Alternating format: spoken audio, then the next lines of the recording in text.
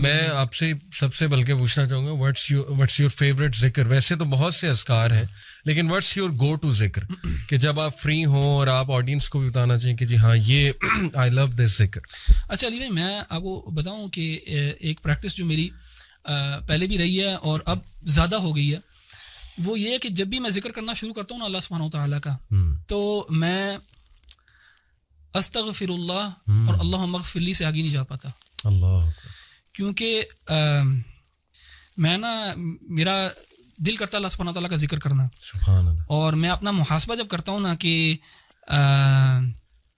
میری عبادات کا، نماز کا جب محاسبہ کرتا ہوں تو میں استغفر اللہ اور اللہم اغفر لی سے آگے نہیں جا پاتا. سبحان اللہ. کہ میں اللہ تعالیٰ کا استغفار کرتا رہتا ہوں کہ اللہ تعالیٰ مجھے معاف کر دے، تاکہ میں اس کے بعد چاہتا ہوں کہ میں سبحان اللہ، الحمدللہ، اللہ اکبر، لا الہ الا اللہ، اور رسول اللہ صلی اللہ علیہ وسلم کے اوپر بھی درود، اللہم صلی علی محمد. لیکن میں نے recently I find myself just saying اللہم اغفر لی، اللہم اغفر لی یا استغفر اللہ.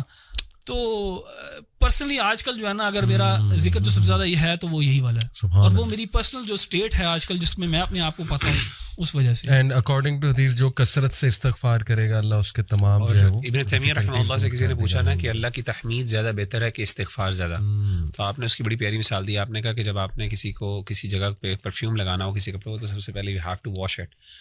سو اس کی پرفیوم تو تحمید اللہ کی تو وہ ایک خوشبو ہے، اور آپ کی گندگی جب تک صاف نہیں ہوگی تو سبحان اللہ، یعنی استغفار کئی دفعہ پریسیڈنس رکھتا ہے اوور سبحان اللہ. Amazing example. اچھا، while I agree with what Ahmed بھائی نے کہا ہے، لیکن آن دا کنٹریری اگر آپ دعا دیکھیں یونس علیہ السلام کی، تو اس میں آپ کو ایک دوسری پکچر ملتی ہے. میرے لیے پرسنلی جو ہے نا حوقلہ جس کو کہا جاتا ہے، لا حول ولا قوت الا باللہ، یہ بہت امپاورنگ، مجھے بہت امپاورنگ دعا لگتی ہے، کیونکہ اس میں جو ہے نا وہ اس بات ہے اللہ تعالیٰ کی طاقت اور قدرت کا.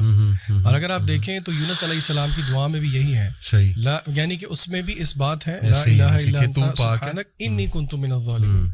تو میری گو ٹو پرسنلی، اور کیونکہ حدیث میں آیا بھی ہے کہ عرش کے خزانوں میں سے ایک خزانہ ہے، تو اور ہم نے علماء کو کہتے ہوئے سنا بھی ہے کہ if you want to see miracles happening, یہ کسی حدیث میں نہیں ہے، تو ٹرائی لا حول ولا قوت الا باللہ 100 دفعہ نہیں، وہ کہتے ہیں 500، 1000، 1500، 2000 دفعہ کر کے دیکھیں تو صحیح، پھر دیکھیں کہ آپ کی زندگی میں کیا جو ہے نا معجزے ہوتے ہیں. اچھا، احمد بھائی نے بات کی رمضان کی، قرآن کی اور دعا کی، یہ تو ہے ساری عبادت. اگر آپ پارے کے شروع میں آ جائیں تو اس میں ایک بڑی انٹرسٹنگ چیز ہے، بار بار سائنٹیفک چیزوں کی طرف جانے کو بہت دل کرتا ہے. اللہ تعالیٰ نے قرآن مجید کے اندر جو ہے وہ ایک طریقہ رکھا، اور وہ کس چیز کو ثابت کرنے کے لیے رکھا کہ آخر اللہ کی عبادت کیوں کی جائے. یعنی کہ وہ کیا دعویٰ ہے جس کے بعد اللہ تعالیٰ کہتے ہیں اچھا کیونکہ ایسی بات ہے اسی لیے میری عبادت کرو. اللہ تعالیٰ نے ہمیشہ توحید ربوبیت کو کلیم کر کے آگے پھر کہا ہے دیر فار ورشپ می. کیا مطلب توحید ربوبیت؟ کہ مثلا اللہ تعالیٰ خالق ہیں، اللہ نے یہ پیدا کیا، اللہ نے وہ پیدا کیا. تو میں جن آیات کی طرف اشارہ کرنا چاہ رہا ہوں وہ آیات یہ اس پارے کے بالکل شروع ہی میں ہیں. اللہ تعالیٰ فرماتے ہیں ان فی خلق السماوات والارض واختلاف اللیل والنہار والفلک. لمبی آیت ہے بیسیکلی، جس میں اللہ تعالیٰ نے تخلیق کا ذکر کیا، آسمان اور زمین کا، دن اور رات کے ہیر پھیر کا ذکر کیا، کشتیوں کی جب وہ دریا پہ چلتی ہیں لوگوں کو فائدہ دیتی ہیں، آسمان سے جب بارش برستی ہے، یعنی کہ it is the manifestation of اللہ تعالیٰز کریشن. اور اسی طرح اور سورہ بقرہ کے شروع میں بھی اللہ تعالیٰ نے جب کہا یا ایھا الناس اعبدوا ربکم، کہ اللہ کی عبادت کرو، اس کے آگے پھر اللہ تعالیٰ نے جو دلائل دیے وہ ربوبیت کے دیے. تو اس سے ہمیں ایک جینیسس آف فیتھ کا پتہ لگتا ہے کہ کس طرح اللہ تعالیٰ ہمیں الوہیت کی طرف لے کے جانا چاہتے ہیں کہ ہم اللہ کی کریشن پہ غور کریں. دیکھیے یہ تھیوریٹیکل بات نہیں ہے، آج کل اس کو اگر ہم پریکٹیکلی مینیفیسٹ کریں تو ہم سوچیں کہ وہ کون سی چیزیں ہیں جو کہ ہنڈرنس ہیں میرے اور آپ کے لیے کہ ہم غور و فکر کریں اللہ تعالیٰ کی تخلیق میں. آپ کو یاد ہوگا پچھلے سال ہم ایک ٹرپ پہ گئے تھے سب اکٹھے، اور اس ٹرپ پہ ہم نے کیا کیا تھا، ڈیجیٹل ڈی ٹاکس کیا تھا.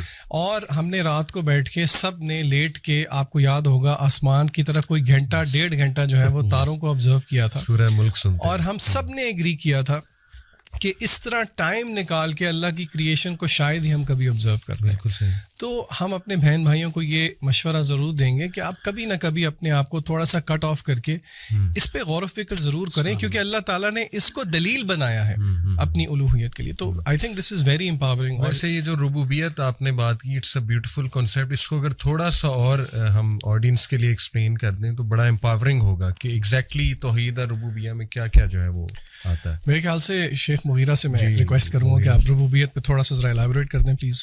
جی, اس میں نا توحید ربوبیت میں بنیادی طور پہ ویسے تو اللہ تعالیٰ کا خالق مالک ہونا, تین بڑی چیزیں ہیں کہ اللہ خالق ہے اور دوسرا اللہ مالک ہے, یعنی وٹ ایور اللہ از کریٹڈ اللہ کی وہ ڈائریکٹ پوزیشن میں بھی ہے اور اللہ کے ڈسپوزل پہ بھی ہے, اور تیسری چیز اللہ قدیر بھی ہے. یعنی یہ تین, الملک والقدرہ اور ایک خلق, یہ تین بڑی کوالٹیز عام طور پہ توحید ربوبیہ کے اندر کوٹ کی جاتی ہیں.